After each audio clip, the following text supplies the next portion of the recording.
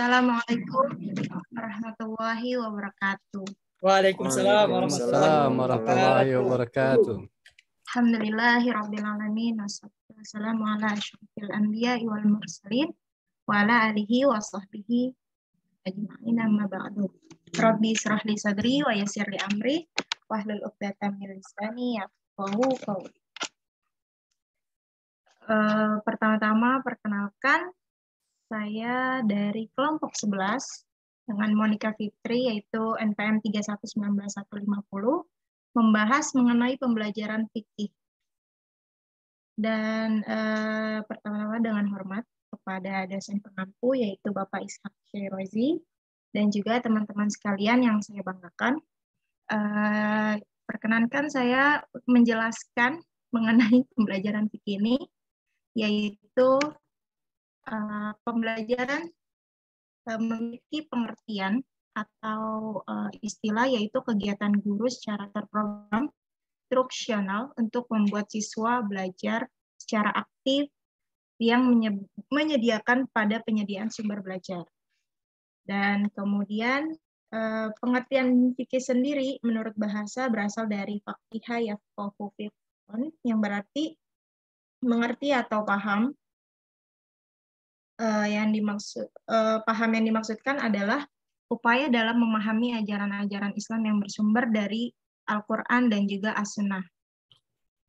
Nah, sehingga kita bisa menyimpulkan dari pembelajaran fikih ini memiliki arti, yaitu suatu bagian dari mata pelajaran pendidikan agama Islam yang diarahkan untuk mengenal dan memahami, menghayati, kemudian mengamalkan hukum Islam yang kemudian menjadi pandangan hidup atau way of life melalui kegiatan bimbingan, kemudian pengajaran, latihan, penggunaan pengalaman, dan pembiasaan. Nah, tujuan dari pembelajaran fikih itu ialah tujuan menerapkan aturan atau hukum-hukum syariah dalam kehidupan. Sedangkan tujuan dari penerapan aturan-aturan itu untuk mendidik manusia agar dia memiliki sikap serta karakter takwa dan menciptakan kemaslahatan bagi manusia. Nah, kata takwa di sini ialah kata yang memiliki makna luas yang mencakup semua karakter dan sikap yang baik. Dengan demikian, fikih itu bisa digunakan untuk membentuk karakter. Dan pembelajaran fikih ini juga bertujuan untuk membekali peserta didik agar dapat mengetahui dan memahami pokok-pokok hukum Islam secara terperinci dan menyeluruh, baik berupa dalil nakli maupun dalil akli. Dan mata pelajaran fikih ini yang diajarkan pertama biasanya itu mengetahui, memahami prinsip-prinsip, kaidah-kaidah, kemudian tata cara pelaksanaan hukum Islam yang baik, yang menyangkut aspek ibadah maupun muamalah untuk dijadikan pedoman hidup dalam kehidupan pribadi dan sosial. Yang kedua, biasanya melaksanakan serta mengamalkannya ketentuan hukum Islam dengan benar dan baik sebagai perwujudan dari ketaatan dalam menjalankan ajaran agama Islam, baik dalam hubungan manusia dengan Allah Subhanahu wa Ta'ala, dengan diri dia sendiri, sesama manusia, makhluk lain, dan juga dengan lingkungannya. Pembelajaran fikih ini juga diarahkan untuk mengantarkan peserta didik dapat memahami pokok-pokok hukum Islam dan tata cara pelaksanaannya serta pengaplikasiannya di kehidupan sehari-hari. Kemudian dia bisa menjadi muslim yang taat menjalankan syariat Islam itu secara kafah atau secara sempurna. Nah, ini ada beberapa metode pembelajaran fikih ya, terbagi dalam 8 poin yang saya sajikan. Yang pertama ialah metode ceramah. Metode ceramah untuk pembelajaran fikih adalah penerangan secara lisan atas bahan pembelajaran kepada sekelompok pendengar untuk mencapai tujuan pembelajaran tertentu dengan jumlah yang relatif besar. Kita sudah mengetahui ya metode ceramah itu dapat digunakannya banyak kelebihannya juga dan sering digunakan gitu. Bisa dikatakan bahwa semua pelajaran itu termasuk materi PAI seperti bahasan dalam ketauhidan, kemudian akhlak, fikih, usul fikih, banyak menggunakan metode ini karena mudah digunakan, kemudian efisiensi juga, dan pengalamannya pun secara secara cepat gitu disampaikannya. Kemudian yang kedua ialah metode diskusi. Dari metode diskusi ini, proses pelibatan di dua orang peserta atau lebih untuk berinteraksi, saling bertukar pendapat, kemudian saling mempertahankan pendapat dalam pemecahan masalah sehingga didapatkan kesepakatan antara yang berdiskusi. Nah, apa sih yang didiskusikan dalam bahasan fikih ini ya untuk bisa memaksimalkan materi-materinya sehingga pembelajaran itu menjadi student center dan menikmati proses bagaimana menemukan serta mengasihkan dari pembelajaran materi fikih itu sendiri. Kemudian yang C ialah metode demonstrasi. Merupakan metode pembelajaran yang sangat efektif untuk menolong siswa mencari jawaban atas pertanyaan-pertanyaan seperti bagaimana cara mengaturnya, kemudian bagaimana proses bekerjanya, bagaimana proses mengerjakannya. Jadi dari pertanyaan-pertanyaan ini nanti akan timbul demonstrasi-demonstrasi yang dilakukan oleh peserta didik. Nah, demonstrasi ini sebagai metode pelajaran yang tepat juga untuk fikih karena untuk pembelajaran ini, untuk metode ini, fikih itu bisa secara langsung didemonstrasikannya. Contohnya itu kan seperti peragaan kita mengkafani jenazahnya, itu perlu adanya demonstrasi langsung gitu. Kemudian yang D ialah metode eksperimental, merupakan cara pengelolaan pembelajaran di mana siswa melakukan aktivitas percobaan dengan mengalami, kemudian membuktikan sendiri dari apa yang dia sedang pelajari. Dalam metode ini, siswa diberi kesempatan untuk mengalami sendiri, kemudian melakukan sendiri dengan mengikuti proses-prosesnya, terus kemudian mengamati, menganalisis juga, membuktikan, dan menarik kesimpulan dari objek yang dia sedang pelajari. Dalam bahasan fikih ini, kan perlu banget ya yang namanya praktek gitu. Metode ini bisa menjadi pilihan yang tepat juga, sebagai alternatif juga, seperti saat kita mencoba manasik haji, kemudian bagaimana kita melakukan manasik haji dan mencoba bagaimana memakai kain ihram itu perlu adanya eksperimental secara langsung. Dia melihat objeknya, terus menganalisa dan mempelajari itu.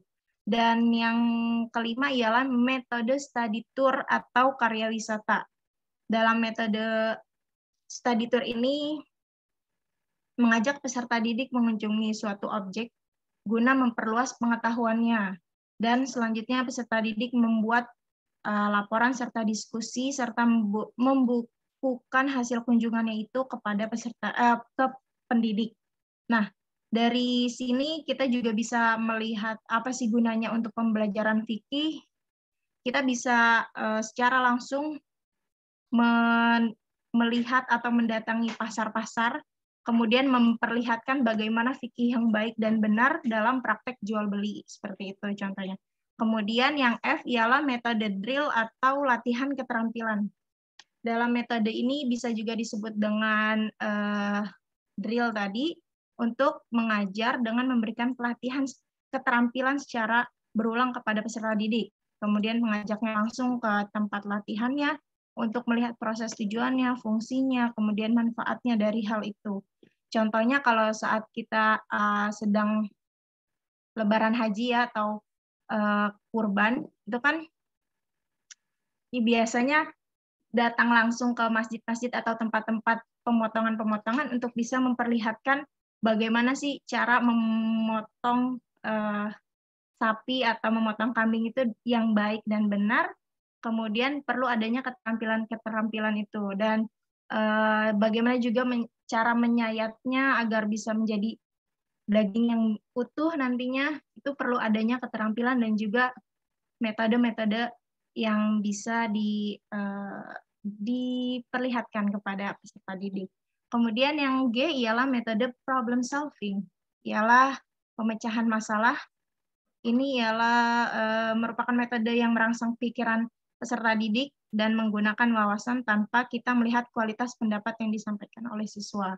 Jadi metode ini sangat cocok diterapkan dalam pembelajaran fikih karena banyak banget kan masalah-masalah fikih yang di kekinian atau sekarang-sekarang ini dapat dijadikan bahan kajian untuk menemukan pendapat dan mengambil kesimpulan dari hukum yang dimaksud.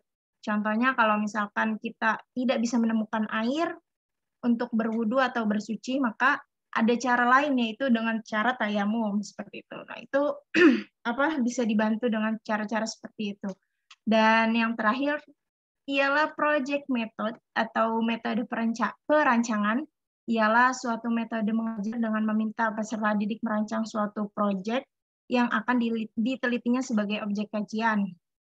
Dan ini metode ini sangat cocok diterapkan juga pada pembelajaran fikih karena banyak sekali masalah-masalah fikih seperti mungkin mengetahui bagaimana macam-macam air, mengetahui apa saja macam-macam air untuk bersuci, kan ada yang bisa digunakan yaitu seperti air hujan atau apa, kan itu perlu adanya diperlihatkan gitu biar dia lebih memahami.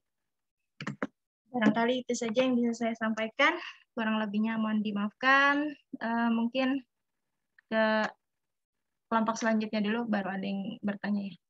Terima kasih. Ya, silakan mungkin kelompok selanjutnya. Langsung ya. Langsung aja.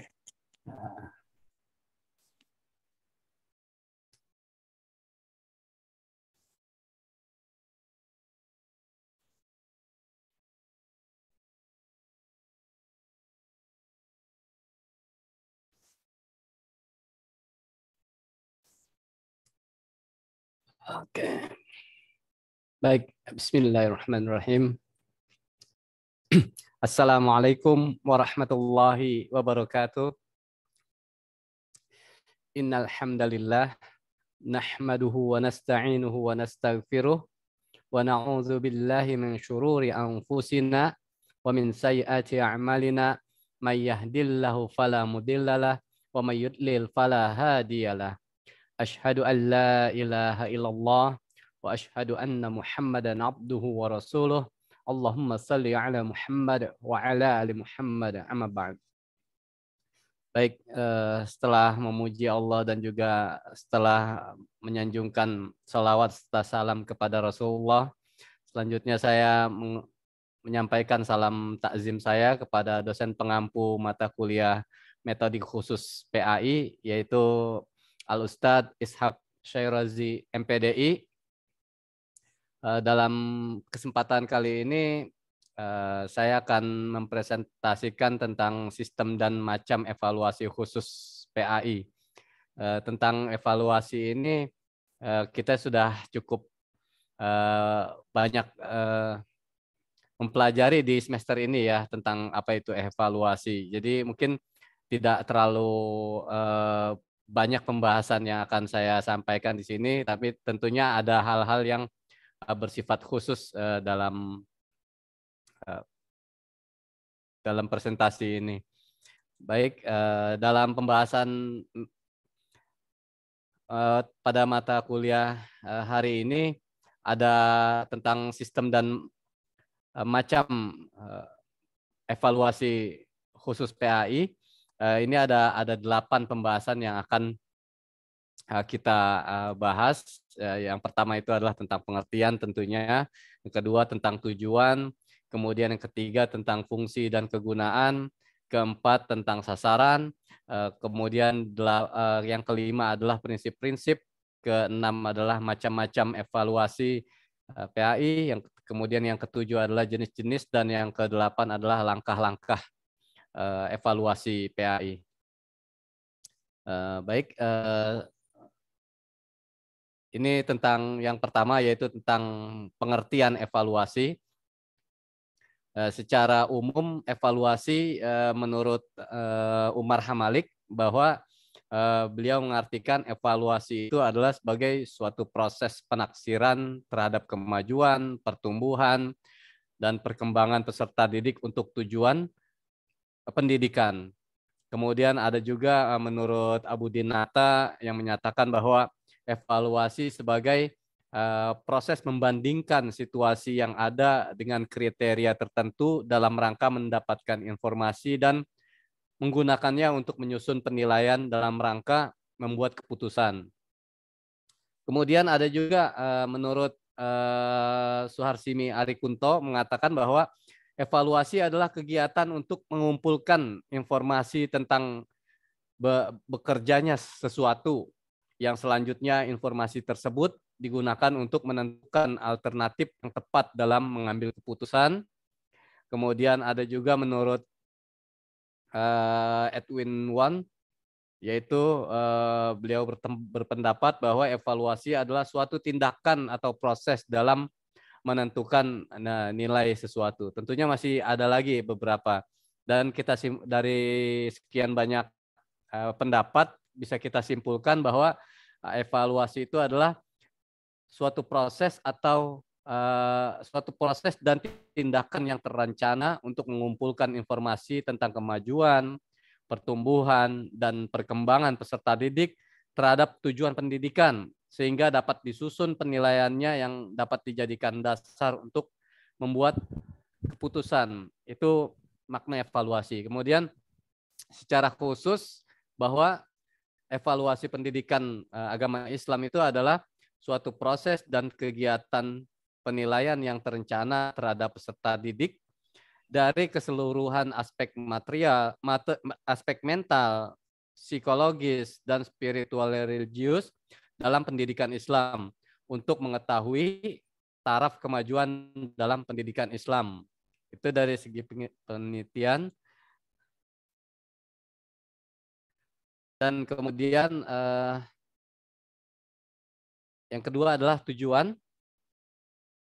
Dari tujuan ini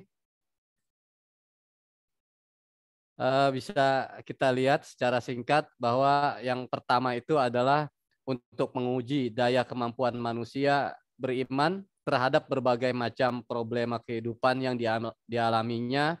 Kemudian yang kedua itu adalah untuk mengetahui sejauh mana hasil pendidikan wahyu yang telah diterapkan Rasulullah SAW terhadap umatnya. Kemudian yang ketiga adalah untuk menentukan klasifikasi atau tingkat-tingkat hidup keislaman atau keimanan manusia. Itu tujuan. Kemudian kita masuk ke pembahasan yang ketiga, yaitu tentang fungsi dan kegunaan evaluasi pendidikan Islam. Yang pertama adalah tentang fungsi, yaitu fungsi yang pertama itu untuk mengetahui peserta didik yang terpandai dan terkurang di kelasnya. Kemudian fungsi yang kedua adalah untuk mengetahui apakah bahan yang telah diajarkan sudah dimiliki peserta didik atau belum. Kemudian yang ketiga, untuk mendorong persaingan yang sehat antara sesama peserta didik. Kemudian yang keempat adalah untuk mengetahui kemajuan dan perkembangan peserta didik setelah mengalami pendidikan dan pengajaran. Kelima, untuk mengetahui tepat atau tidaknya guru memilih bahan, metode, dan berbagai penyesuaian dalam kelas. Kemudian yang terakhir yaitu yang keenam, yaitu sebagai laporan terhadap orang tua peserta didik dalam bentuk rapot, ijazah, piagam, dan sebagainya. Setelah fungsi, kemudian kegunaannya. Kegunaannya yang pertama itu adalah dari segi pendidikan, yaitu untuk membantu seorang, dari segi pendidik, yaitu untuk membantu seorang pendidik mengetahui sejauh mana hasil yang dicapai dalam pelaksanaan tugasnya. Kemudian dari segi peserta didik, yaitu membantu peserta didik untuk dapat mengubah atau mengembangkan tingkah lakunya secara sadar ke arah yang lebih baik. Kemudian yang ketiga dari segi ahli fikir pendidikan Islam, untuk membantu para pemikir pendidikan Islam mengetahui kelemahan teori-teori pendidikan Islam dan membantu mereka dalam merumuskan kembali teori-teori pendidikan Islam yang relevan dengan arus dinamika zaman yang senantiasa berubah. Kemudian yang keempat, kegunaan evaluasi pendidikan Islam adalah dari segi politik, yaitu dari Maaf, kok itu segi politik PPT-nya belum pengambil berganti sepertinya.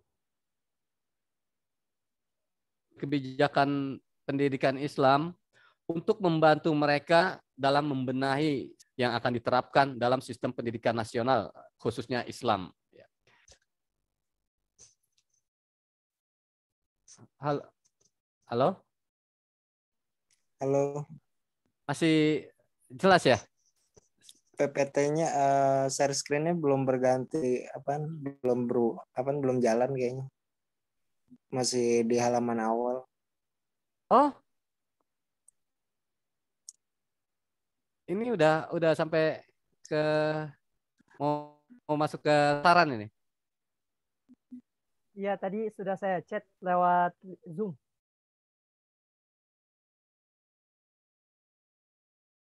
Coba saya stop share dulu ya.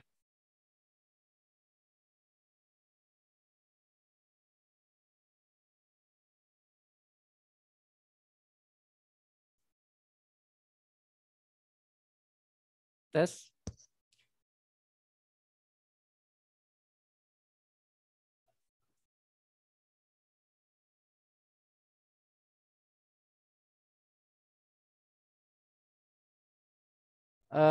Udah kelihatan? Asalman, teman-teman? Belum. Ah, udah. Udah kelihatan. Udah masuk ke sasaran? Iya, udah. Udah. Ya. Kemudian pembahasan selanjutnya yaitu yang keempat adalah tentang sasaran. Sasaran yang pertama dari evaluasi Islam secara garis besarnya bisa dilihat dari 4 kemampuan peserta didik ya. Yang pertama itu adalah tentang sikap dan pengalaman terhadap hubungan pribadinya dengan Tuhannya. Kemudian yang kedua adalah sikap dan pengalaman terhadap arti hubungan dirinya dengan masyarakat. Kemudian yang ketiga, sikap dan pengalaman terhadap arti hubungan kehidupannya dengan alam sekitarnya. Kemudian yang keempat adalah sikap dan pandangannya terhadap diri sendiri selaku hamba Allah Subhanahu wa taala, anggota masyarakat serta selaku khalifahnya di muka bumi. Itu yang pembahasan yang keempat. Kemudian yang kelima, prinsip-prinsip evaluasi pendidikan Islam. Berubah ya, teman-teman? Sudah kok, sudah. Ya. Nah, di sini ada secara prinsip pendidikan, evaluasi pendidikan Islam ada 10. Yang pertama itu adalah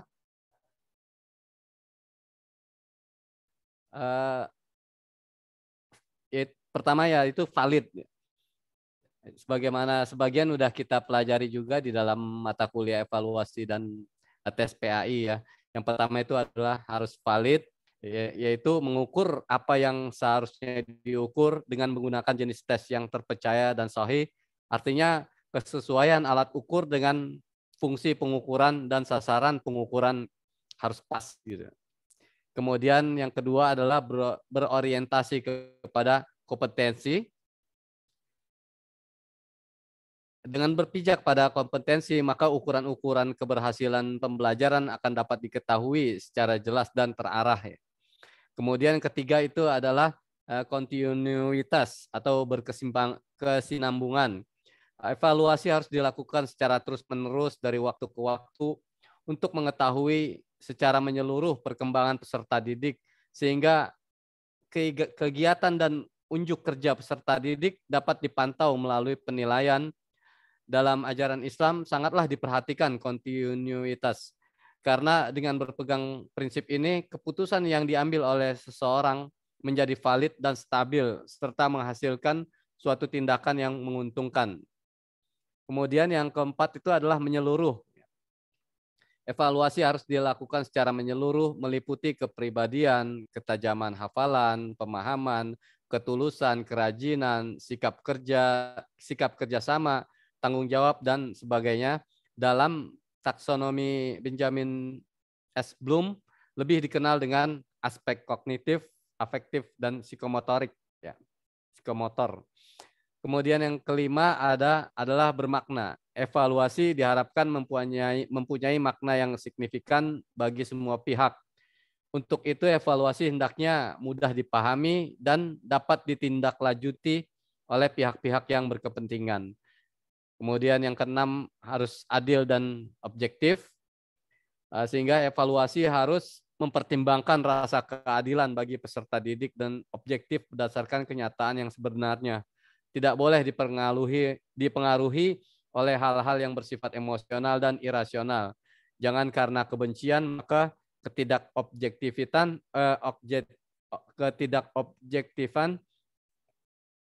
menjadikan ketidakobjektifan evaluasi. Kemudian yang ketujuh adalah terbuka, yaitu evaluasi hendaknya dilakukan secara terbuka bagi berbagai kalangan, sehingga keputusan tentang keberhasilan peserta didik jelas bagi pihak-pihak yang berkepentingan, tanpa ada rekayasa atau sembunyi-sembunyi yang dapat merugikan semua pihak. Kemudian yang kedelapan adalah ikhlas. Ya, evaluasi dilakukan dengan niat yang bersih dalam rangka efisiensi tercapainya tujuan pendidikan dengan baik, kepentingan peserta didik, ya. Kemudian yang ke-9 adalah praktis, ya. Evaluasi dilakukan dengan mudah dimengerti dan dilaksanakan dengan beberapa indikator, yaitu yang pertama adalah hemat waktu dan biaya dan tenaga. Kemudian yang kedua adalah mudah diadministrasikan. Yang ketiga itu adalah mudah menskor dan mengolahnya. Kemudian yang keempat adalah mudah ditafsirkan. Kemudian yang ke-10 adalah dicatat dan akurat. Hasil dari setiap evaluasi peserta didik harus secara sistematis dan komprehensif dicatat dan disimpan sehingga sewaktu-waktu dapat dipergunakan. Itu prinsip-prinsip evaluasi pendidikan Islam. Kemudian yang selanjutnya adalah macam-macam evaluasi. Di sini ada 4 bahasan, yaitu tentang input, proses, produk, dan konteks. Ya. Jadi yang pertama itu adalah tentang evaluasi input. Ya. Evaluasi yang berkaitan dengan masukan atau proses seleksi masuk peserta didik. Evaluasi input dimaksudkan untuk mengetahui sejauh mana kualitas yang dimiliki calon peserta didik jika dikaitkan dengan visi dan misi sekolah. Salah satu indikator untuk mengetahui kualitas calon peserta didik dilihat dari aspek kesesuaian visi dan misi yang telah dirumuskan. Kemudian yang kedua, ada evaluasi proses.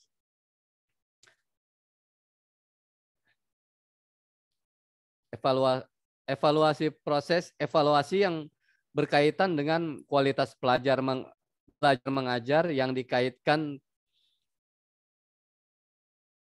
ditekankan kepada kemampuan guru menjelaskan materi, kemampuan peserta didik memahami materi pelajaran, kemampuan guru menggunakan media, dan metode pembelajaran.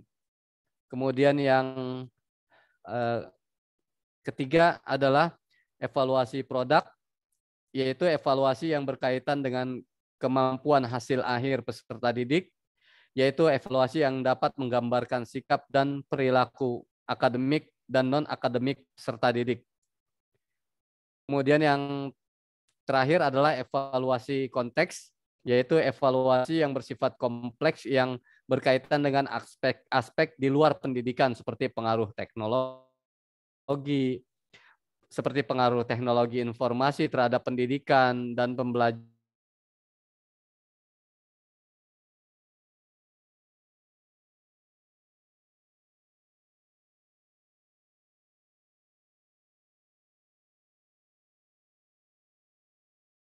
pembelajaran, pengaruh lingkungan sosial.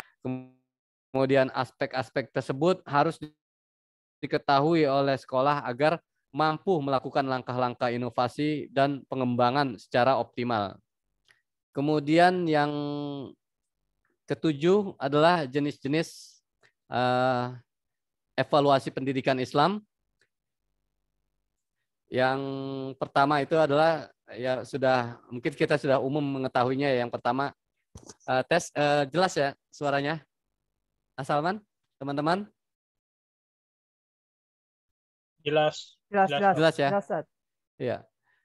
Oke, yang pertama adalah evaluasi sumatif, yaitu evaluasi yang dilakukan terhadap yang pertama adalah evaluasi formatif, yaitu penilaian untuk mengetahui hasil belajar yang dicapai oleh peserta didik setelah menyelesaikan satuan program pembelajaran atau kompetensi dasar pada mata pelajaran tertentu.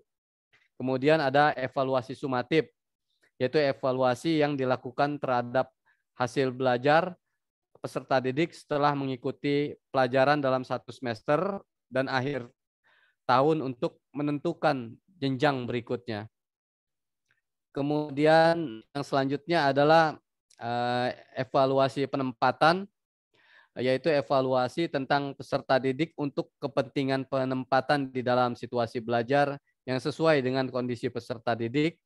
Kemudian yang keempat adalah evaluasi diagnostik, yaitu evaluasi yang dilakukan terhadap hasil penganalisaan terhadap keadaan belajar peserta didik, baik merupakan kesulitan-kesulitan maupun hambatan-hambatan yang ditemui dalam situasi belajar mengajar. Kemudian yang terakhir adalah langkah-langkah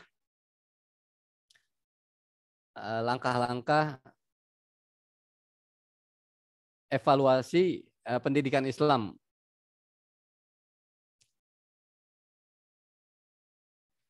Ya, secara umum proses pengembangan penyajian dan pemanfaatan evaluasi belajar dapat digambarkan dalam langkah-langkah berikut.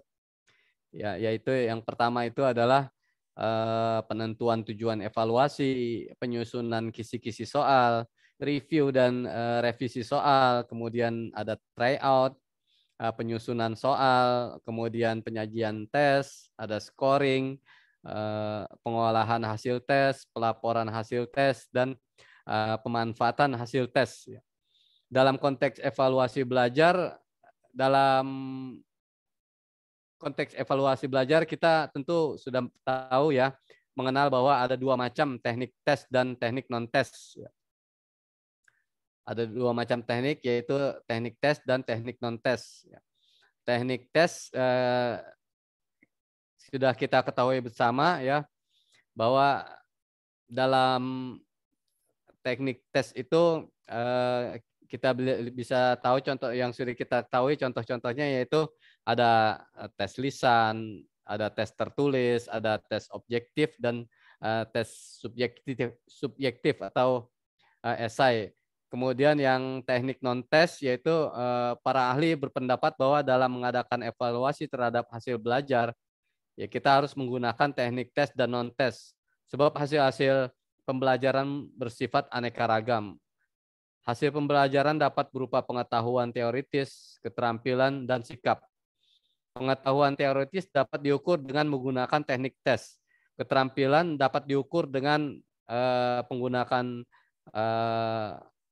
tes perbuatan. Adapun perubahan sikap dan pertumbuhan peserta didik dalam psikologinya hanya dapat diukur dengan teknik non-tes, misalnya dengan observasi, wawancara, skala sikap, angket, checklist, dan rating scale. Mungkin itu yang bisa saya paparkan, kurang lebihnya saya mohon maaf. Ya, selanjutnya mungkin bisa kita diskusi untuk lebih menyempurnakan kekurangan yang saya perbuat. Demikian.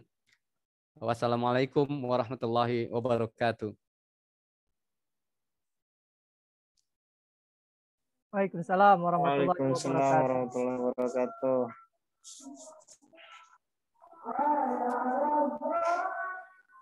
Gimana? Ini kelompok selanjutnya apa mau di lain hari aja?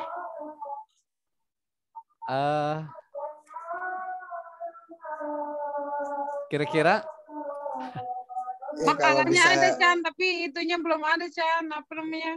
ya, PPT-nya. presentasiin aja nggak apa-apa. Halo, Assalamualaikum. Waalaikumsalam warahmatullahi Waalaikumsalam wabarakatuh. warahmatullahi Ya wabarakatuh. Ustaz. Warahmatullahi wabarakatuh. Al-Afu masih di jalan. Iya, baru satu Pak Gunadi ya, udah presentasi. Sudah 2 Ustaz. Saya yang Udah kedua. 2, Sat. Oh, sudah 2. Sudah 2. Yang masih berapa lagi? Yang belum? Masih 2 lagi Ustadz. 2 lagi Masya belum, Sat. Allah. Masih 2 lagi. Gini aja, sekarang presentasikan 2, didiskusikan. Besok cari waktu lagi. Sekiranya mungkin kita bisa bahas. Memang sudah masuk hari tenang, tapi nggak apa-apa. Nanti dicari waktu aja lagi.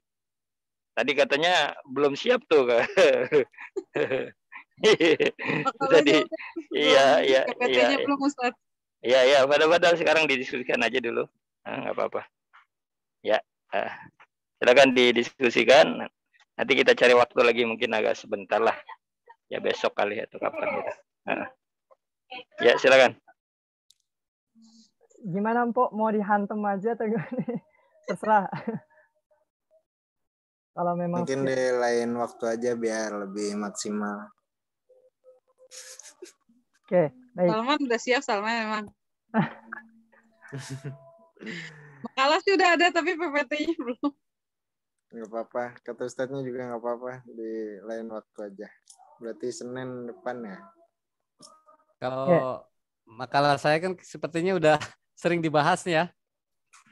Tentang evaluasi baik dari mata kuliah evaluasi dan tes PAI, kemudian di mata kuliah materi PAI juga dibahas, kemudian di mata kuliah perencanaan sistem pembelajaran PAI juga sedikit dibahas ya, bahkan sudah kita sedikit praktekkan ya. Jadi mungkin secara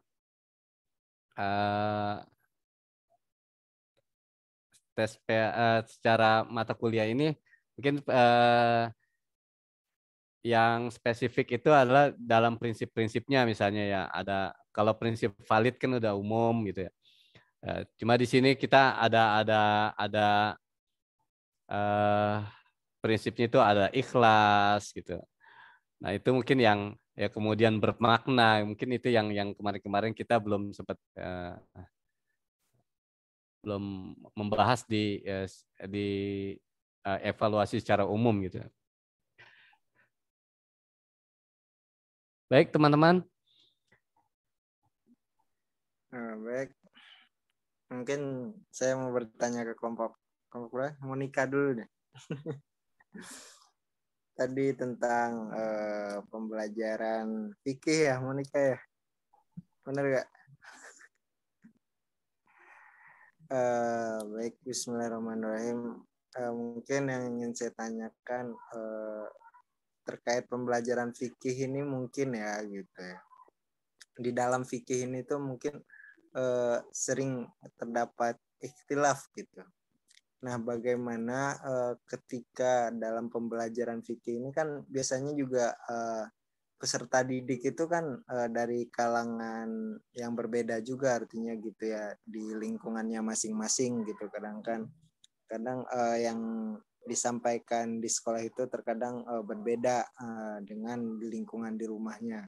Nah, kemudian bagaimana gitu ketika dalam pembelajaran fikih ini kita menjelaskan perbedaan itu kepada peserta didik.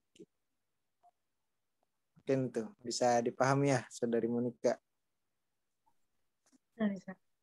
Oke, baik, terima kasih.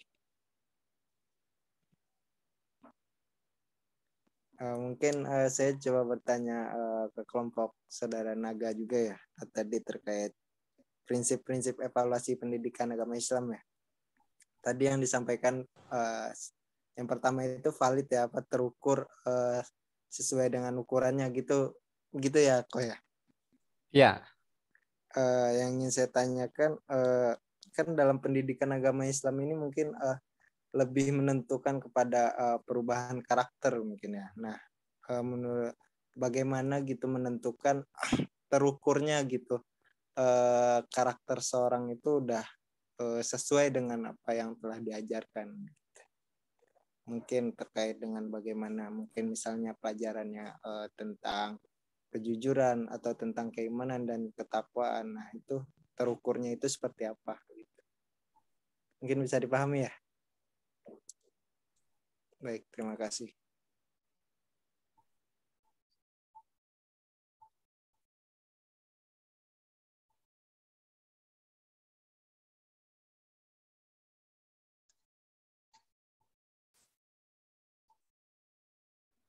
Silakan teman-teman yang lain yang ingin bertanya.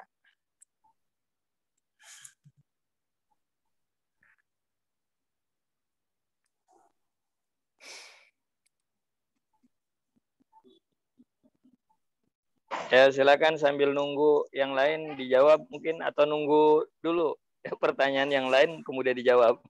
Silakan Pak Makala.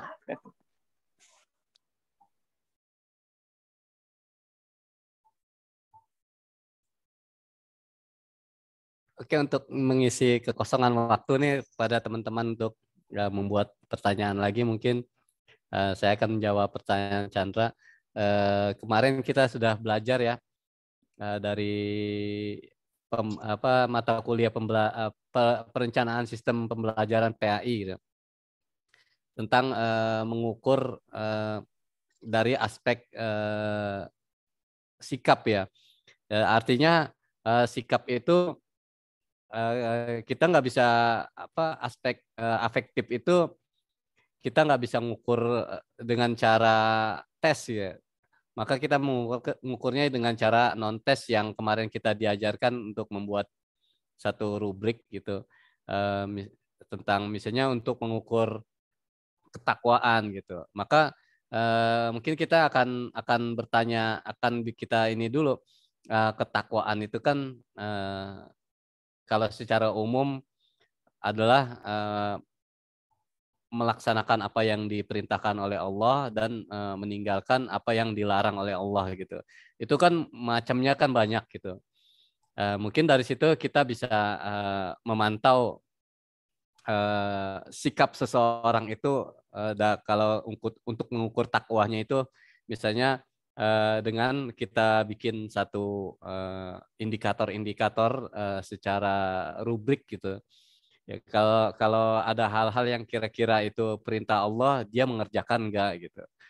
Kalau dia mengerjakan berarti ya kita kasih nilai yang kemarin diajarkan itu. Mungkin kita kasih nilai kalau dia misalnya perintah Allah untuk senantiasa katakan yang dari sisi spiritualnya mungkin misalnya sholat gitu. Apakah dia sering atau tidak selalu gitu, sering tapi tidak selalu, itu kan ada rating scale-nya, itu ada kita kasih nilai, atau apakah 4 kalau dia selalu kan berarti 4, kalau enggak selalu artinya walaupun sering mungkin kita kasih 3. Nanti kan kita bisa melakukan penilaian dengan melakukan scoring dari rumus-rumus yang sudah dipelajari gitu. Nah, dari situ nanti bisa kita ketahui, oh ternyata anak ini memiliki nilai yang cukup bagus, apakah dia dapat nilai A atau B atau C atau D gitu, nanti kita klasifikasikan. Nah, itu mungkin dari situ kita bisa melakukan penilaian, menilai sikap seseorang. Atau dari sisi dari kalau hal-hal yang dilarang oleh Allah gitu. Apa sih yang dilarang oleh Allah, kan banyak gitu. Nah, dari sekian banyak larangan-larangan itu kan ya tentunya kita bisa melakukan penilaian, misalnya dari kasat mata saja kita bisa melihat seseorang itu termasuk orang yang kategori takwanya itu terbaik, atau takwanya itu takwa yang sedang-sedang aja, atau ketakwaannya itu kurang gitu. Nah itu kita bisa kita bisa melakukan penilaian dari rating scale atau rubrik yang sudah pernah diajarkan gitu, dengan rumus-rumus menentukan scoring yang sudah pernah kita ini ya. Mungkin itu Saudara Chandra. Tambahin dong kok, boleh kok? Ya. Tuh masih di jalan nih, sorry ya. Ya mungkin gini teman-teman. Saudara Chandra. Apa namanya? Sejen of aja ya. Untuk mengukur daripada hasil pendidikan Islam kita kepada peserta didik, ya mungkin kalau untuk perilaku kita bisa lihat secara johirnya kali ya. Akhlaknya dia bagaimana kepada sesama, kepada yang lebih tua, dan kepada yang lebih mudanya gitu, akhlaknya dia bagaimana gitu. Dari kejujurannya, sikapnya, dan lain sebagainya. Ada untuk mengukur tingkat ketakwaan itu, kalau menurut saya sih ya mungkin bisa dilihat dari zohirnya gitu kan, kayak sholat berjamaah yang rutin, berpakaian yang sopan dan lain sebagainya. Cuma untuk masalah hati, masalah ketakwaannya mungkin ya walau alam gitu kan. Bisa jadi yang kita lihat baik-baik aja, nggak taunya kan dia dalam hatinya gimana gitu. Biasanya gitu aja sih, sekian. Terima kasih. Chandra mau coba jawab. Bentar. Berarti harus membutuhkan cukup lama nggak sih? Mungkin kan kalau penilaian seperti itu tuh kan nggak mungkin ya, maksudnya apa? Di pelajaran membutuhkan waktu yang agak lama mungkin seperti itu ya kok. Apa membutuhkan bantuan dari orang tua atau komunikasi orang tua atau bagaimana kok penilaian seperti itu? Maksudnya kan nggak mungkin gitu kan, apa di dalam kelas kita menentukan hal seperti itu, penilaiannya seperti itu gitu. Atau bagaimana?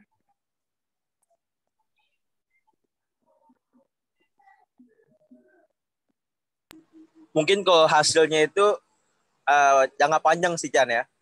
Mungkin tadi yang Kokoh bilangin itu untuk penilaian secara formalnya aja kali, penilaian secara formal. Adapun penerapannya atau kesadarannya itu mungkin jangka panjang gitu. Mungkin setelah dewasa dia bisa mengamalkan, atau dia belajar dari sejak jadi peserta didik hingga dewasa dia mengamalkannya, seperti itu sih. Karena pendidikan agama Islam itu bukan hanya di kelas saja gitu, diterapkan untuk kehidupannya mereka gitu, baik di dunia maupun di akhirat. Asik. Ya, sekian. Terima kasih. Oke. Terima kasih rekan Ade. Nah, silakan Saudari Monica. Mungkin mau sharing lagi ya tadi. Pertanyaan tadi. Ya, silakan. Kalau untuk kegiatan penilaian kan nggak selamanya di kelas. Biasanya di dalam kegiatan sekolah juga ada program-program seperti sholat berjamaah. Nah, mungkin dari situ juga bisa melakukan penilaian gitu. Kalau berbicara seputar jangka panjang atau jangka pendek, yang namanya sikap itu kan habit ya. Habit itu proses yang panjang. Tapi tetap sebagai pendidikan kita melihat nahnu naqumu bima dzahir. Kita lihat apa yang tampak. Jadi nggak mungkin kita main-main ke hati dah gitu. Kalau tadi takwaan gini-gini. Takwa kan menjalankan perintah Allah ya, yang kita pahami kan. Kemudian mencegah tidak melakukan apa yang dilarang oleh Allah. Seperti itu. Jadi selama masih dalam koridor yang baik, itu sudah menjadi penilaian yang tadi Saudara Naga sampaikan ya, dengan melakukan authentic assessment gitu. Penilaian yang autentik dengan ukuran tadi 4, 3, 2, 1. Mungkin seperti itu, Chandra. Baik, terima kasih. Apalagi? Terima kasih, Asalman. Apa masih ada yang ingin menambahkan? Mungkin Saudari Monica mau jawab yang tadi dulu tuh. Saya kan. Saudari Monica. Mau coba jawab. Nanti kalau kurang tepat atau keliru dibenarkan saja ya. Mungkin kalau apa tadi adanya perbedaan ikhtilaf gitu ya Chan. Ini kasusnya di sekolah umum atau di madrasah? Karena kalau sebagai secara pengalaman di apa institusi di sekolah umum itu kan biasanya pasti udah ada kurikulum lah Chan, kayak gitu kan. Jadi dia menyesuaikan dari tujuan kurikulum negara seperti apa ya. Pasti kalau misalkan negara Indonesia ini kan mazhab Syafi'i gitu. Jadi lebih seperti itu. Mungkin diajarkannya secara umumnya aja kalau yang pernah saya alami. Jadi kalau misalkan memang nanti dia ada perbedaan dalam pengamalannya, ya apa sih khususnya itu mungkin dapatnya dari orang tuanya atau misalkan dari mana asatis sesuai dengan yang dipilihnya gitu, sesuai dengan apa yang dia pegang fikihnya gitu, mungkin begitu. Maksudnya gini, Barangkali. cara bagaimana gitu, apa cara pandangan peserta didik itu jadi biar nggak terlalu kaku gitu loh. Maksudnya kan misalkan di lingkungan rumahnya pemahamannya seperti ini gitu, ketika di sekolah yang dijelaskan seperti ini, mungkin di situ kan mungkin ada kebingungan buat peserta didik. Nah, bagaimana menjelaskan perbedaan itu gitu, mau dijalankan atau enggaknya, nah bagaimana gitu maksudnya menjelaskannya. Mungkin ya kalau kita sebagai mahasiswa ya udah saling paham lah gitu, maksudnya enggak bukan berarti kita yang paling benar atau ini yang paling benar. Nah, maksudnya bagaimana kita memahamkan peserta didik itu seperti itu gitu loh, biar enggak terlalu kaku juga mungkin pemahamannya gitu terhadap ikhtilaf gitu. Gimana teman-teman? Mungkin gimana ya? Mungkin kan beda-beda juga kali ya setiap sekolahan gitu kan. Ada ya itu. Ya, ada sekolahan kalau mungkin di pesantren ya bisa lah gitu maksudnya. Yang sebelum masuk di sholat duha dulu ya kan. Ada yang sekolahan yang setiap tahunnya ada maulidan, ada yang enggak gitu kan. Nah, itu tugas kita tuh sebagai calon pendidik yang profesional bisa menguasai tuh semua ilmunya tuh. Kalau boleh gimana, kalau nggak boleh itu gimana, nih gimana gitu. Jadi sebelum kita memahami peserta didik kita, ya sebisa mungkin kitanya dulu lebih paham. Mungkin sih itu sih kuncinya. Kalau saya ya. Boleh nambahin nggak, Chan? Boleh, tambahin yang banyak. Sekat, boleh. Jadi sebenarnya sama seperti yang Monik bilang gitu kan, mungkin kalau di madrasah memang sudah ada programnya, tapi kan kalau misalnya di swasta atau yang bukan madrasah atau bahkan negeri, sekarang itu ada Chan, namanya itu program ekskul gitu kan. Kalau dulu mungkin namanya rohis ya. Sekarang ada di setiap sekolah itu diwajibkan ada ekskul itu, ekskul rohis. Nah, di mana ekskul rohis ini menunjang atau menambahkan nilai dari pendidikan agama gitu. Ekskul rohis ini didirikan untuk menambah pelajaran tentang keagamaan gitu. Ada ekskul rokris gitu kalau untuk yang agamanya Kristen gitu kan, atau rohis untuk yang agamanya Islam. Nah, kenapa dibentuknya kenapa terbentuknya ekskul itu gitu kan. Nah, itu salah satunya adalah untuk menambah pelajaran agama yang mungkin kalau di negeri atau di bukan non muslim yang bukan sekolah Islam gitu, itu gitu, untuk menambah jam pelajaran gitu. Nah, di situ biasanya pembina rohisnya itu nggak jauh-jauh pasti guru agama tersebut. Misalnya kalau rohis ya guru agama Islam, terus guru PAI-nya, terus kalau rokris guru khusus rokris gitu. Nah, di situ itu ada juga yang penilaian siswa itu terlihat di situ, mana anak yang aktif biasanya sholat duha, terus apa sih namanya tahfiz gitu. Nah, itu ada program-program yang membantu gitu loh untuk pelajaran keagamaannya gitu sih. Jadi nggak berkurang gitu, walaupun dia di swasta tapi ada tambahan dari ekskul itu gitu. Itu Chan. Sharingnya Chan ya. Berkaitan dengan hal yang Lanjut. demikian, mungkin pertama, makanya perlunya seorang pendidik gak hanya paham secara tekstual, book gitu ya. Tapi perlu yang namanya pengalaman gitu, pengalaman dari banyak sudut pandang.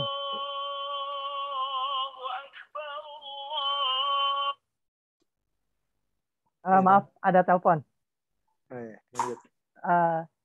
Tadi terputus ya? Udah lancar. Putus Oke. tadi. Pertama, perlunya keluasan dari pendidik ya. Jadi jangan sampai hanya ada yang tekstual, kemudian di luar itu mengatakan salah. Itu yang sebenarnya salah seorang pendidik ya, seperti itu.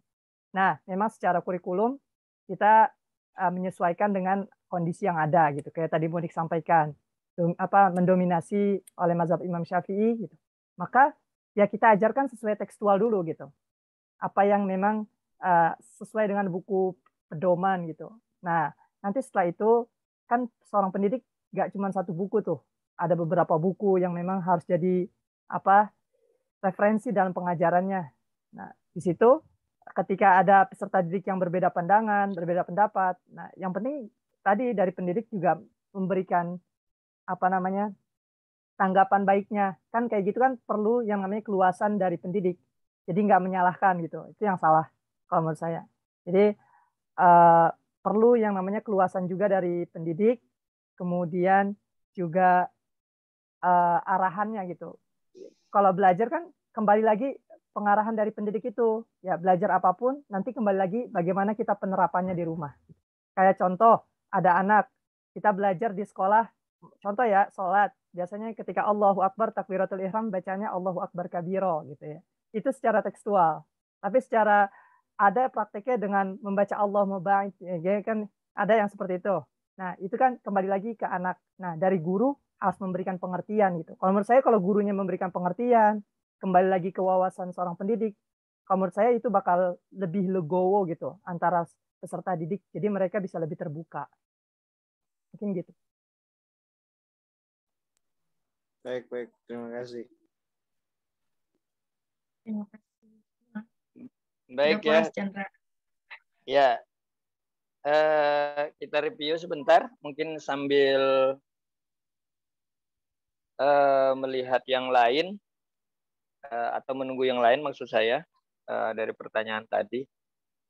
Saya dengarkan apa yang sudah tadi disampaikan oleh teman-teman, juga pertanyaannya. Yang pertama terkait karakter atau boleh dibilang ya penilaian keimanan ya, tentang keimanan dah atau karakter siswa terkait dengan sikap. Nah, inilah kasus yang memang banyak disampaikan oleh pengawas Mapendais ya, pengawas mata pelajaran pendidikan agama Islam di Jakarta, ya, terkait dengan nadirnya masih guru agama dalam konteks mempersiapkan evaluasi keagamaan yang terkait dengan sikap. Nah, tadi Pak Gunadi sudah menjelaskan beberapa tata cara penilaian terkait dengan ada sumatif, kemudian diagnostik ya, kemudian penempatan ya, dan seterusnya. Saya kira dalam sebuah penilaian itu kan ada alat ukur ya. Nah, ini mungkin yang tadi bersinggungan oleh pertanyaan Bang Chandra terkait dengan keimanan atau karakter, ini gimana pengukurannya, bagaimana penilaiannya. Nah, ini ya setidaknya makanya kemudian kita memiliki atau membuat, nah ini pernah saya singgung kalau tidak salah, membuat sebuah indikator-indikator ya, indikator penilaian terkait tentang keimanan atau sikap gitu ya.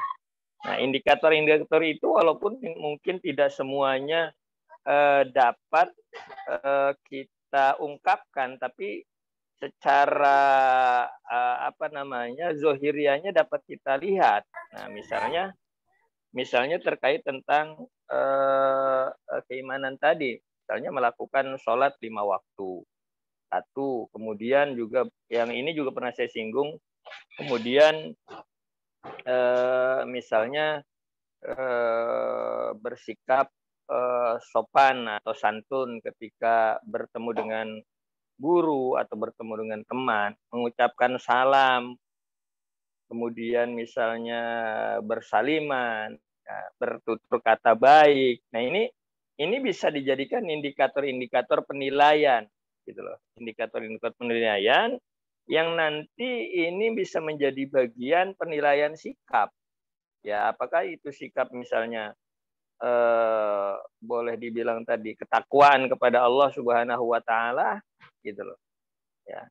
Sikap ketakwaan kepada Allah Subhanahu wa taala, ya indikatornya terukur tadi, yang melaksanakan sholat 5 waktu, mengucapkan salam, tidak berkata kotor, berkatanya sopan, berbuat baik, nah gitu. Dan seterusnya itu bisa kita jadikan indikator. Ya. Kemudian kita bisa buat rank penilaian berapa. Nah, ini bisa menjadi bagian sebuah penilaian sikap, baik itu misalnya sikap tadi disebut ketakwaan. Kenapa? Ya, karena memang berkait dengan evaluasi itu lekat dengan sebuah ungkapan penilaian gitu loh, baik itu berupa numerasi, ya, nomor-nomor atau berupa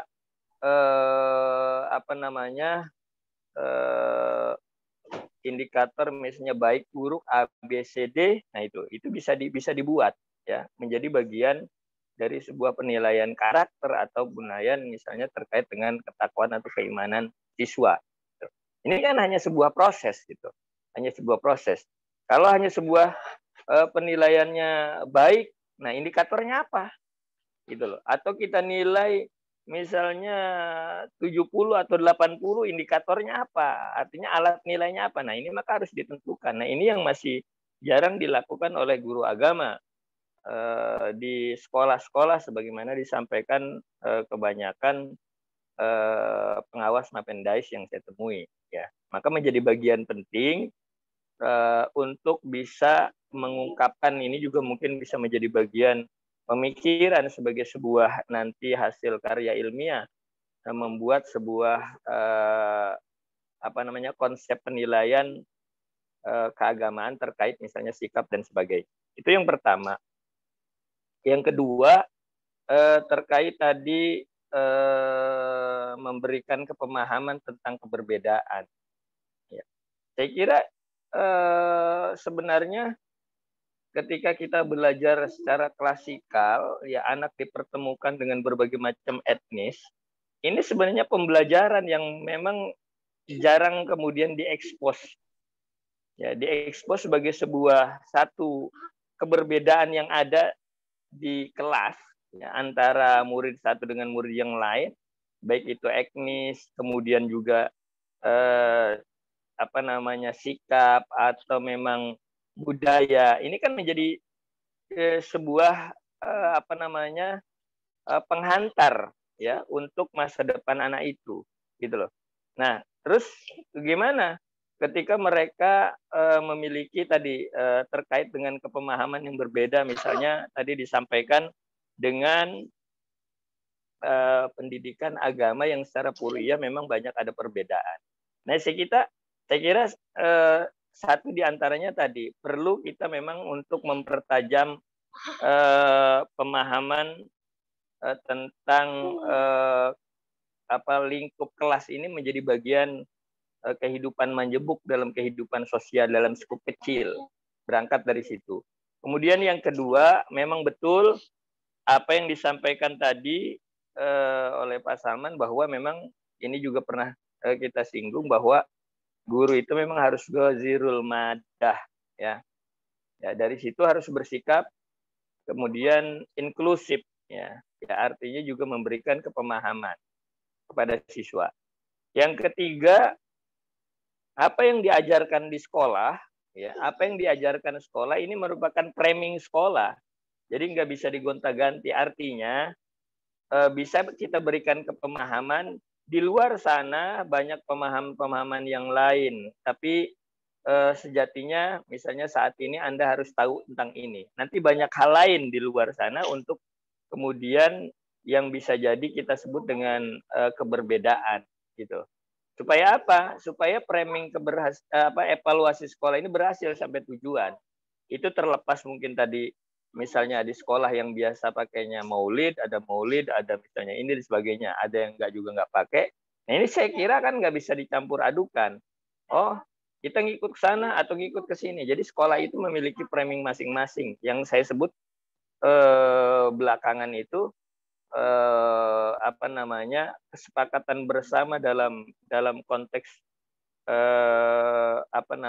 pengamalan keberagamaan di sekolah itu bisa jadi menjadi branding sebuah sekolah itu, atau bisa jadi menjadi sebuah syiar sekolah itu. Gitu, itu seperti itu. Adapun hal lain, ya itu yang harus kita tadi berikan kepemahaman kepada anak bahwa ketika kemudian kita membangun seperti yang kemarin saya sampaikan terkait dengan high order thinking, ya kemudian juga critical thinking. Nah ini barangkali yang harus kemudian bisa disampaikan ke anak sebagai sebuah landasan yang nanti bagi mereka bisa ketika di masyarakat memahami. Makanya sikap inklusif itu menjadi bagian yang harus dimiliki oleh guru untuk memberikan kepemahaman kepada siswa sehingga mereka mampu menerima, ya misalnya di sekolah A mereka taruhlah katakanlah di lingkungan keluarganya ternyata B, ya sudah pahami ini, nanti ada hal lain ya yang mungkin di tempat lain atau di lingkungan keluarga atau misalnya ini silakan Anda pahami itu sebagai bagian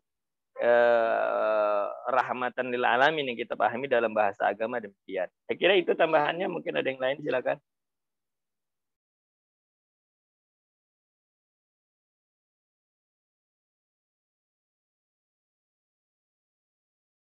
Silakan Pak Samal. Silakan teman-teman yang lain. Ya silakan.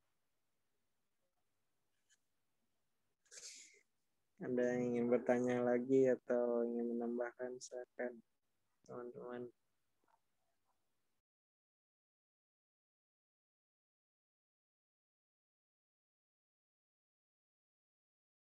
Maaf tadi terlewatkan, selain tentang evaluasi apa tadi ya? Fikih Ustaz.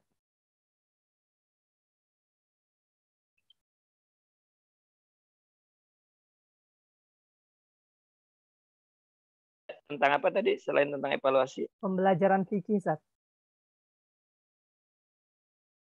Pembelajaran fikih.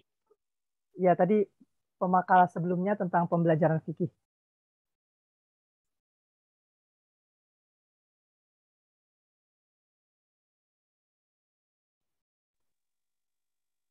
Ya, terlebih terkait dengan pembelajaran fikih adalah pembelajaran yang lebih kepada pembelajaran boleh dibilang banyak hal-hal tentang demonstratif ya, kalau kita bilang demikian.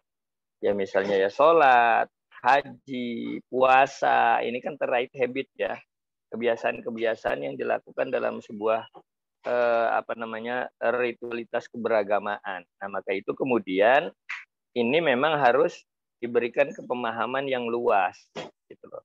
Tapi keluasan pemahaman tadi, nah tadi saya bilang bahwa tidak semuanya dulu. Makanya kemudian ketika di sekolah ini misalnya mengajarkan tentang A, ya tadi Pak Saman mengatakan tentang misalnya di sisi lain baca setelah takbiratul ihram Allahu Akbar, ya ada hal lain misalnya Allah mau bait, kemudian ada yang lain. Nah kita ajarkan satu saja dulu, gitu loh. Apa yang kemudian menjadi misalnya sajalah biasa diajarkan oleh biasa dibaca oleh kita sebagai guru. Kita ajarkan itu. Nanti terlepas anak itu kemudian memiliki pembacaan yang lain nggak jadi masalah. Nah artinya kenapa? Kalau kita misalnya suguhkan dengan berbagai macam keberbedaan yang ada, saya kira ini tidak akan sampai pada tujuan pembelajaran kita, gitu. Sehingga juga evaluasinya nanti akan sangat kompleks, gitu loh. Nah, ketika evaluasi sangat kompleks, saya kira keberhasilannya ya akan minim gitu loh. Kenapa? Bisa jadi keterbacaan anak atau ketersampaian anak ketika kemudian menserap pembelajaran itu tidak semuanya dapat diserap gitu. Makanya kita ajarkan bagian daripada itu. Nah, nanti sesuai tingkatannya mungkin baru kita sesuaikan. Bisa jadi itu baru bisa akan kita lakukan misalnya di tingkat SMA gitu atau SMK gitu. Pada tingkat SD namanya juga dasar, ya mungkin apa yang mendasari mereka gitu. Ya SMP mungkin mulai perkenalan, nah SMK. Nah, inilah sebenarnya sejatinya yang pernah disinggung atau kita singgung dalam pembelajaran fikih manajerial. Ya sejatinya memang pembelajaran terus meningkat, berlegit. Artinya ketika di SD kita belajar tentang sholat, di SMP sejatinya ketemu tidak lagi tentang rakaat sholat dan bacaan sholat, sudah hal lain gitu loh. Ya apa kemudian misalnya kandungan dari ibadah sholat itu apa. Ya kemudian apa sebenarnya efek atau asar daripada pembelajaran atau pelaksanaan ibadah sholat. Saya kira itu sebenarnya meningkat. Itu yang sebenarnya harusnya kita lakukan gitu loh. Bukan ketemu lagi bacaan sholat, ketemu lagi rakaat sholat, ketemu lagi yang membatal. Dia terus tuh. Yang nggak meningkat nih. Saya kira itu yang mungkin perlu kita pikirkan sebagai bagian pembelajaran ibadah. Ya bisa jadi nanti ini juga menjadi pemikiran teman-teman ketika kemudian membuat sebuah karya, misalnya skripsi, ya istilahnya pembelajaran sholat atau misalnya kurikulum pembelajaran ibadah sholat ya tingkat SD, SMP, dan SMA. Nah artinya ada sebuah degree-nya. Ini kan belum ada gambaran yang secara komprehensif digambarkan tentang berbicara sholat dari SD sampai SMP. Yang artinya ini kita ingin sebenarnya supaya tidak ketemu bahasan yang serupa gitu loh. Yang itu lagi, ya hanya mengingatkan ini udah belajar dulu di SD gitu. Nah ini artinya bisa ada sebuah kontinuitas ya dalam satu bahasan sholat. Ya misalnya artinya di situ bisa dikatakan target misalnya di SD sampai kelas 6 bacaan sholat dengan dengan hal-hal yang membatalkan dan sebagainya udah bisa. Nah di SMP apa? Di SMP apanya? Nah itu belum terbahas dan tergambar. Nah ini menjadi sumbangsi besar sebenarnya kalau bisa Anda ungkapkan itu. Saya kira itu. Silakan.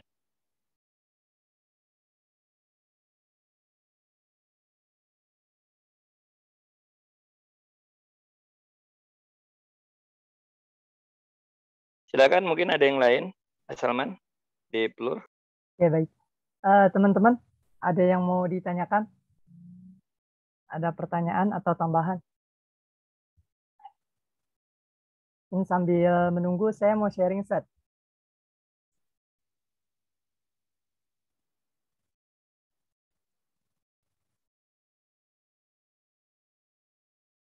Ya, silakan.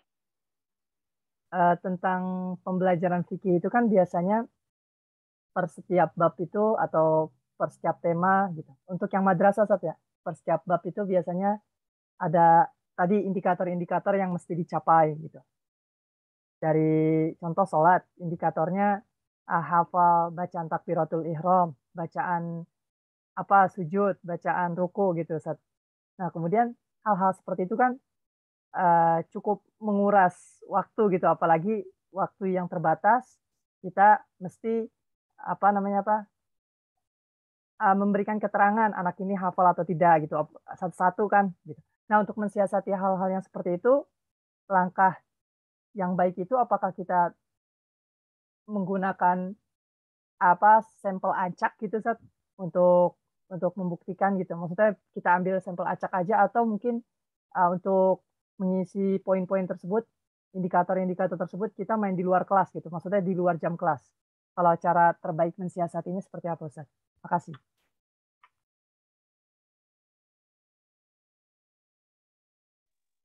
Ya, ini kan artinya kita ingin melihat keberhasilan ya daripada apa yang dituju dari bahasan ya. Saya kira tadi yang disampaikan menjadi bagian pilihan, ya. Satu mungkin bisa kita sampaikan secara general untuk bisa menghafal itu. Kemudian ya artinya kan secara serentak mereka akan menghafalnya, gitu loh. Nah, artinya kita ambil secara random bisa jadi juga. Karena mereka secara keseluruhan kita tidak sampaikan, nanti saya akan panggil salah satunya. Kan mereka juga akan bertanya kalau begitu siapa ya? Saya kira ini akan kita sampaikan secara keseluruhan dan mereka akan lakukan itu. Bisa jadi. Dan bisa jadi juga ada yang spekulasi. Saya mah ya sebisanya aja atau enggak sama sekali gitu. Mungkin nanti enggak gitu kan gitu. Jadi artinya ini juga bisa jadi kesalahan ketika kita ambil random, ternyata yang kita ambil randomnya itu memang yang nggak ngerjain, bisa jadi kan juga. Atau sebaliknya, gitu loh. Nah artinya ketika kemudian penilaian random itu juga tidak bisa kita generalisasi. Ketika kemudian ini berhasil, bisa jadi anak itu memang yang menghafalkan, di sisi lain memang ada yang tidak hafal gitu. Nah ya itu yang pertama. Yang kedua, bisa jadi kita ambil memang waktu lain ya, waktu-waktu lain karena memang keterbatasan waktu. Atau bisa kita siasati sebenarnya ya dalam berupa selain hafalan berupa penugasan yang bisa checking poin keberhasilannya itu ya dilakukan oleh keluarga ya, bisa saja orang tuanya, bisa saja ininya kan gitu. Nah, ini kan bisa kita lakukan juga sebagai bagian mensiasati bagaimana kita melihat keberhasilan pembelajaran pada sub-sub yang ada dalam buku itu gitu. Itu bisa kita lakukan.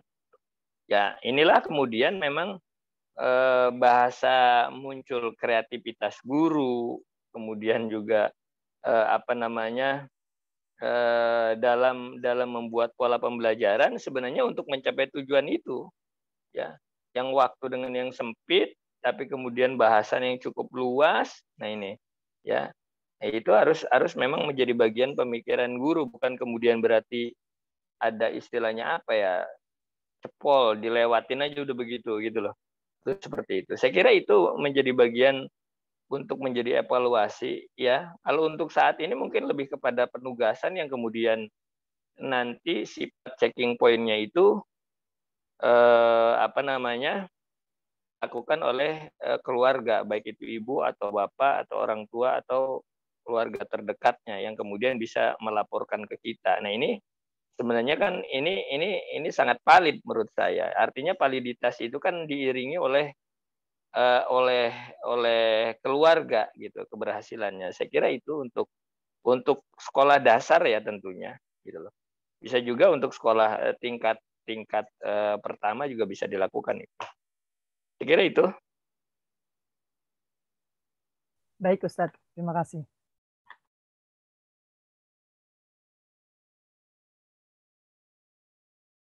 Gimana teman-teman, masih ada pertanyaan atau tanggapan?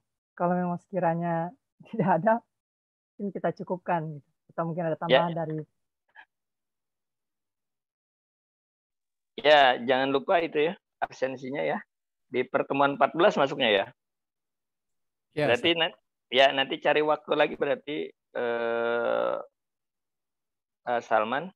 Ya mungkin di malam hari yang kira-kira nanti tolong sampaikan ke saya, kita diskusi, kita tuntaskan. Masih ada 2 lagi ya saya kira, biar nanti karena memang pengumuman sudah keluar ya, minggu besok kalau tidak salah udah masuk minggu tenang gitu ya. Artinya kan karena memang ada belum yang kita tuntaskan, nggak ada apa, nanti kita cari waktu yang bisa diskusikan sama-sama, walaupun misalnya ya bahasannya desain belum keluar ya. Desain terakhir apa bahasannya yang belum? Yang terakhir banget tentang desain inovatif yang di sekolah Ustaz. Nah, iya saya kira itu perlu kita diskusikan ya. Mungkin karena pengalaman teman-teman di sekolah, saya kira nanti akan lebih banyak untuk bisa kita ungkap ya terkait dengan informasi-informasi terkait dengan desain. Ya, berelasi tentunya pada apa namanya proses pembelajaran yang mungkin sama-sama sudah kita alami gitu. Baik, masih ada lagi?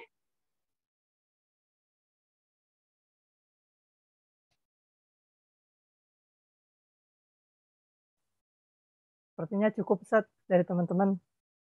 Tidak ada tanggapan lagi. Ya, baik. Kalau tidak ada, jangan lupa teman-teman untuk absensinya di e-learning ya, untuk bisa diisi. Terima kasih banyak dan mohon maaf tadi lagi di jalan. Dan mudah-mudahan kita semua dapat selalu dilindungi oleh Allah Subhanahu wa taala dalam keadaan sehat dan kita semua dapat beraktivitas. Dan mohon doanya besok di kampus sedang promosi saya insya Allah. Masya Allah. Ya, supaya ada lancar. Terima kasih banyak doanya dan kita semua dapat melaksanakan aktivitas kita. Naltaqi fi fursatil atiyah. Assalamualaikum warahmatullahi wabarakatuh. Waalaikumsalam warahmatullahi wabarakatuh. Waalaikumsalam warahmatullahi wabarakatuh. Sama ya, sama.